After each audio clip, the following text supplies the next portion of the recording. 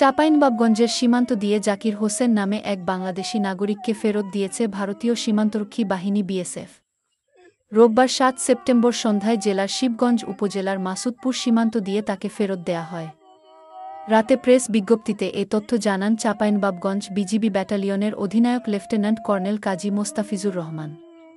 BGB অধিনায়ক জানান, মানসিক ভারসাম্যহীন জাকির হোসেন গত ১৪ মাস ধরে নিখোঁজ ছিলেন। জাকির হোসেন চাঁপাইনবাবগঞ্জের গোমস্তাপুর উপজেলার কায়েমপুরের আমির আলীর ছেলে। তিনি আরও জানান, রোববার সন্ধ্যায় বিজিবি ও বিএসএফের মধ্যে কোম্পানি কমান্ডার পর্যায়ে পতাকা বৈঠক অনুষ্ঠিত হয়। বৈঠক শেষে দুই দেশের পুলিশ ও স্বজনদের উপস্থিতিতে জাকির হোসেনকে হস্তান্তর করা হয়।